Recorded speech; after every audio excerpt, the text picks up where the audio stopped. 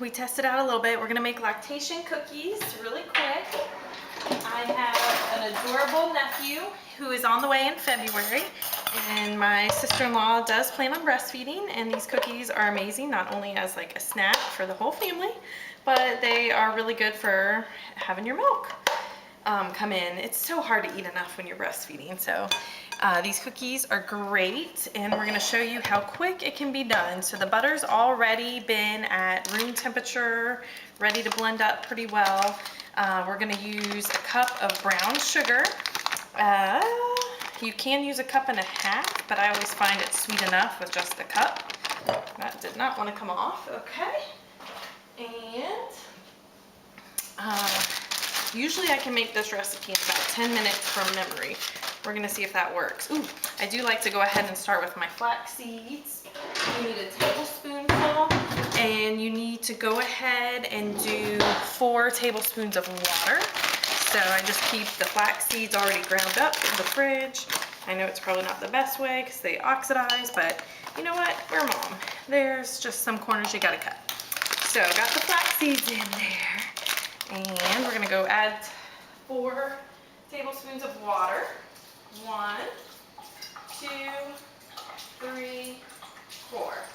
Awesome. So while that's gelling up, I'm gonna go ahead and grab my half cup measure. And almost there. It is 4:35, y'all, so we'll keep a time, see if I'm gonna be as good as I say I am. It's been a while. For a while, when my son was around like 8 months to a year, I would make these every week, and my husband loved it because he loves these cookies. So I could definitely see how grandmothers memorize recipes. You make them enough, you just have them memorized.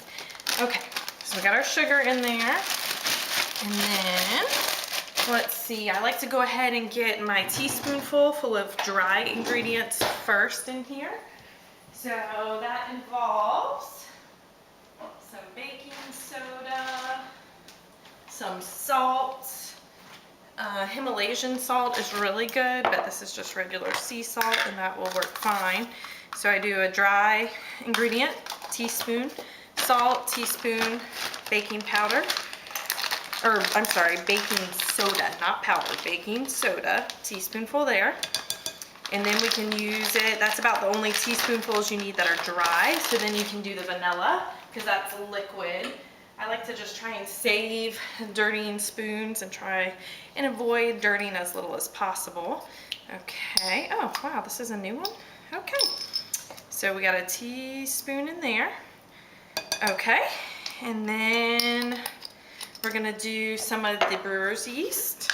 I just have conveniently placed spoons right there, running low on that. So I gotta pick some more up in the bulk section at the store. Specialty grocery stores should have it readily available. You can grab it offline if you need it. And I try and put things away as I go. Okay. We're gonna go ahead and blend this up a little bit, and then we're gonna add in our eggs and our flaxseed. And then I'm gonna check the list to make sure that I didn't forget anything. That looks good enough. It doesn't have to be perfect, y'all. Just get it in there and get all your ingredients going. So we got 1 egg, and then I'm gonna add the 2nd egg, and then we're gonna get our liquid in there. Almost there. 1 more egg. Whoop, whoop. Don't get the shells in there. Rinse off the hands from the eggs. Oh, it's so nice out. It is now the fall time, and it is beautiful. We're gonna go for a walk while they're baking. Okay, so eggs are done, sugar is done, flaxseed's done. Now we got our flax mixture here. That doesn't look right. I'm gonna go double check my recipe. Man, see? My memory's failing me already. Recipe. At least I said I was gonna check my recipe. Where did I put it? Where is it? There it is, okay. I did do 2 tablespoons. Yeah, I showed y'all 2 tablespoons. It's usually a lot thicker. Maybe I'll give it a little bit longer. That is weird. I've never had that happen before. Y'all did see me do 2 of those, right? Okay, 1 cup, 2 vanilla, flour, baking soda, salt, burgie, soda. I don't know, y'all. I'm gonna add a little bit more. I've never had that happen before. I don't know. We're gonna sprinkle a little bit more in there just to get it the consistency I'm used to seeing. I've really never seen it that liquidy. That is quite bizarre. It's a little better. Okay, we're gonna do a little out of order. We're gonna see if that'll thicken up because that is weird. Okay, I think I remembered everything else. I need to grab some flour next. I like to use the flour. Probably shouldn't talk while I'm doing this.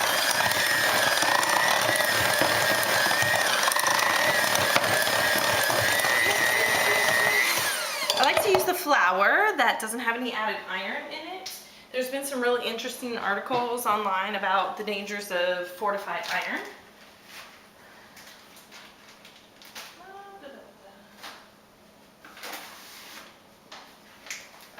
If I can remember to link them below in the descriptions, I will, but I may not remember that. So we'll get our flour going. And I use the same ½ cup. I'm not that worried about getting a little bit of sugar in there or rewashing things. This one I need, I can't even remember. What is wrong with my memory? 2 cups. I thought I needed 4 of those. Okay, I have a ½ cup measure. So we got 1, 2, 3, and 4. And I should probably go ahead and get my oven turned on so it's preheated. I want to say it's 350, but I'm gonna have to look at the paper again. It has been a while. Okay. I'm gonna set this aside. I'm gonna combine those in a minute so there's less clutter. Okay. Let's see how flaxseed's looking. It's looking a little bit better. We're gonna say it's good enough right now. Okay, get that out of there. And we're gonna just mix it up.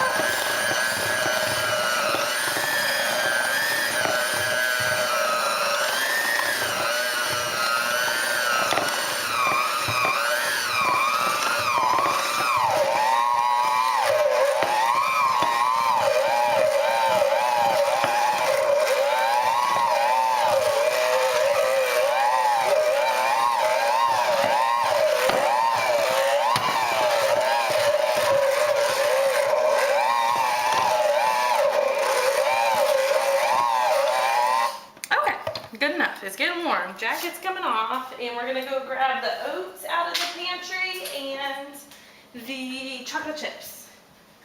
Oats and chocolate chips. Okay. So that looks good. Just try and get those all cleared off.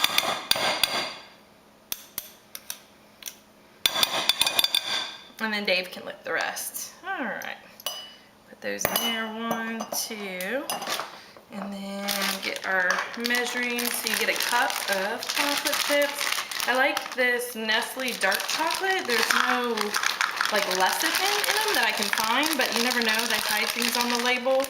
But this is like a dark chocolate, and apparently no lecithin. It's really hard to find things that are lecithin free. Let's see, sugar, cacao, butter, milk fat, non-milk fat, natural flavor. I don't know what that means. So yeah.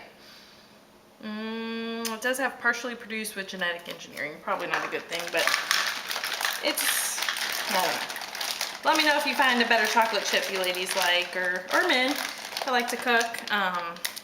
If there's a better one to use, let me know. So we got that. Now we're gonna add oats. In this one you need 3 cups, so we're gonna do 6 of these. So we got 1, 2, 3, 4, 5, and 6, and it's 4:43. Not the same clock I looked at before, but good enough. So you just take the spoon, you stir it all around. I'm gonna go ahead and get my pans out so they're ready to go ahead and just drop in little balls. That way your hands aren't messy when you're trying to get in the cupboard. I like to use 2 pans. So we've got the Green Life pan non-stick and this aluminum one, but it goes twice as fast. You only have to do 2 sessions of 10 minutes each for your cookies, so you're done in no time. If you accidentally only stick 1 in there, then you're still left doing 3 sets, because it makes a lot of cookies. Although you can freeze them. I did freeze a batch just to see how they turned out in like a little small container, and the balls were ready to go, and it was kind of nice to just have cookie dough ready to go and make some fresh cookies.